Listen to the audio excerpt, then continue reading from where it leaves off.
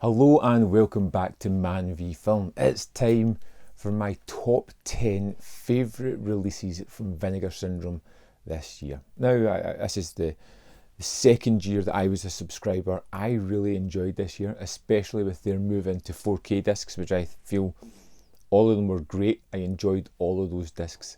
The film content was amazing. There was, of course, ups and downs. It's personal taste about what you like. There was some movies that I'll never watch again that came out this year. There were some movies that I'm so grateful for Vinegar Syndrome for allowing me to discover those titles, and a lot of them have made it into my top 10 of their releases. So we'll just jump in to number 10, which is a 4K release, of which there are 4, I think, in my top 10, and that one is Frankenstein, the Paul Morrissey movie. Comes in 3D, comes in the standard edition, it's got a wealth of extra. It is a lavish production that looks tremendous. I've not experienced the 3D as yet, but I've heard it's particularly wonderful. You get Udo Kier just owning every inch of screen that he is on, and it just feels like a really huge production. The kind of release that is a standout release from Vinegar Syndrome, and in conjunction with Severin's Blood for Dracula was a particularly amazing one too. Now on to a real surprise for me, one that I was pretty sure I wasn't going to like or enjoy in any way at all, and I am by no means saying that this is a good movie. It is not a good movie, which makes it so enjoyable. And number 9 for me is Tough Guys Don't Dance, which I found to be hilarious. This was one of the most enjoyable watches I had this year. I could not believe what I was seeing. I am sure it is a comedy movie. The performances are broad, over the top. The lines, the dialogue is just atrociously funny. It's an assault on the senses. It's a movie that shows you the fine balance you can have between a modern noir-ish and something that becomes almost farcical. But it is incredibly enjoyable, like from the performances, from the line delivery, from the craziness that goes on. It is pure, unadulterated joy for me. Even I was surprised by this release. It was one of those ones that I just looked at when it was announced and went, I'll get to that at some point. And from the moment I turned it on, I just loved it. Next up, another 4K, and one of the rare movies that Vinegar Syndrome released that I was very familiar with, and that was Ticks. And yes, it has never looked better. The extras on this are fantastic. The making of documentary is utterly wonderful. The transfer is terrific, and Ticks is just a comfort movie for me. One that I discovered in the mid-90s, one that I loved and rented a lot from the video stores because it was just so much fun. Great practical effects, some wonderful characters, even if they are kind of one-dimensional.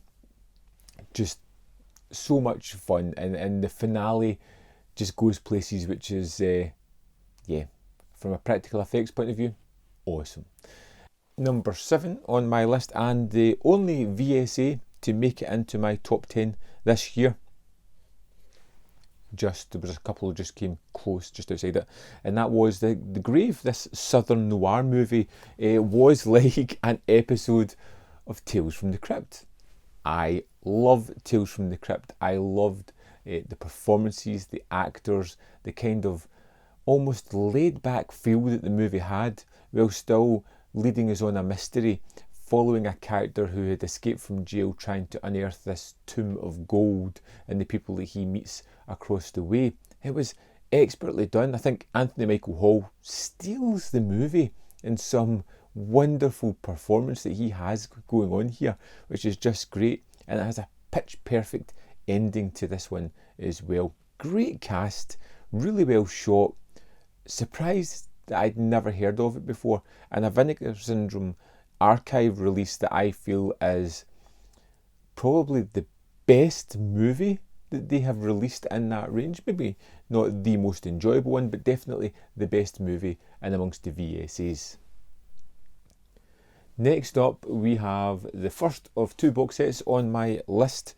And again, another surprise. One of those releases where I'm just like shrugging the shoulders going, yeah, well, I suppose I'll watch it. I'm a subscriber, I'll be getting it, but I wouldn't normally have picked it up, which is why I kind of like being a subscriber, because you're forced to get these movies that turn out to be wonderful sometimes.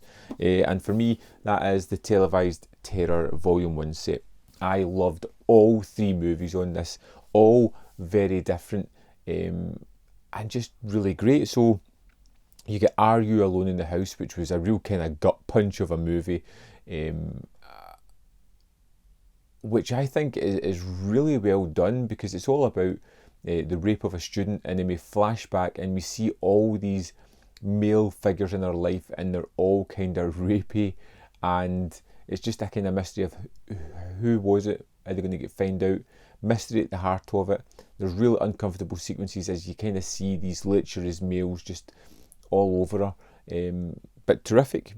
Calendar Girl Murders was one that I really enjoyed. Tom Skerritt as a detective investigating someone who's bumping off models that were in a calendar, you know, January, February, March, blah blah blah. Well, I think they only get to March, but incredibly fun. Great performance from Sharon Stone, who is a supporting character here, and just excellent.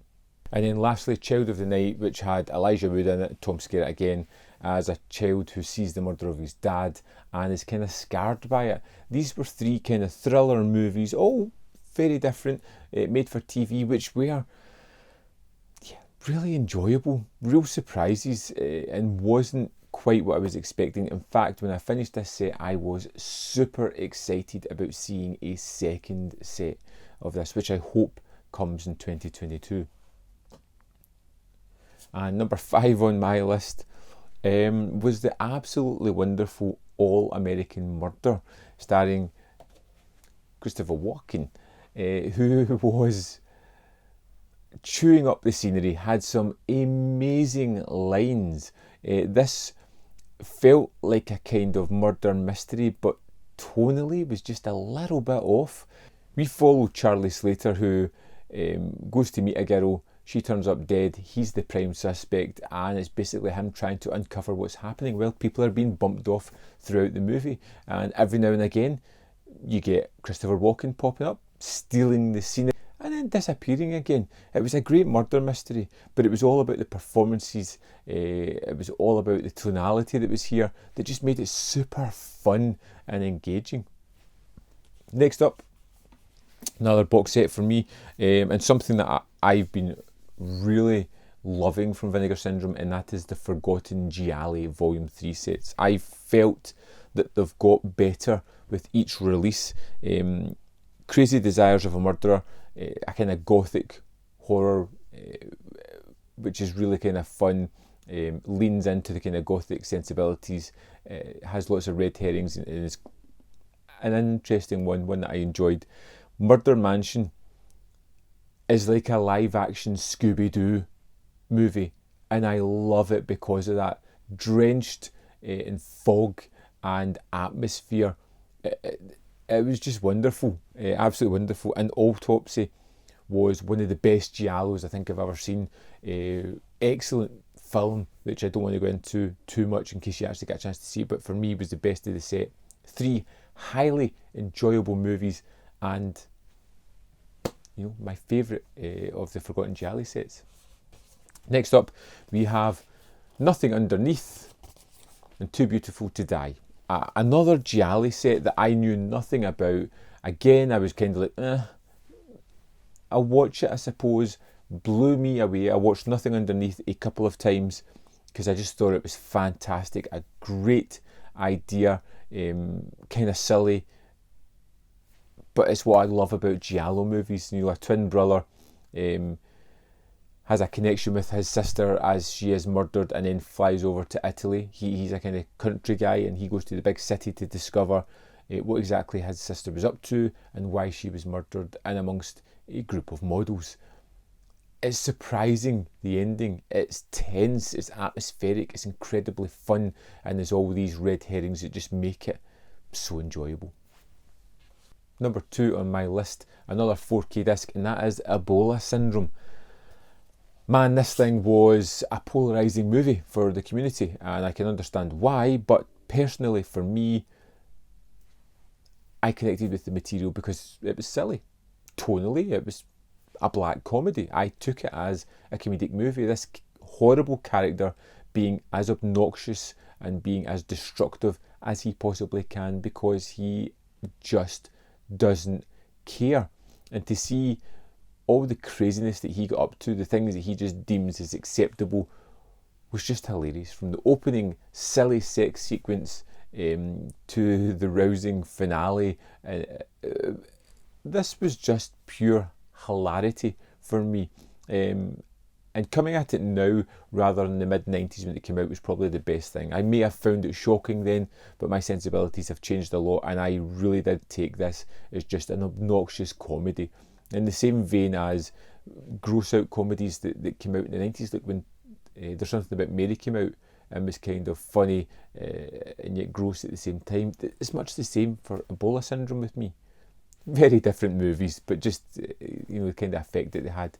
And number 1, my favourite release of the year is, of course, Scanner Cop 2. I was a little bit wary of the Scanner Cop movies because I'd seen Scanners, and the 3 movies are not great. Scanner Cop I had never heard of, and I discovered 2 wonderful movies. The first one, which is definitely more well constructed as a story point of view, still has the amazing effects, the scanner battles, which are incredibly fun, but it feels more plotted out and has more of a rhythm to it, like a typical movie. There's a mystery, there's plot points that need to hit, and they do it all well by having great performances, amazing special effects that just look amazing in the 4K.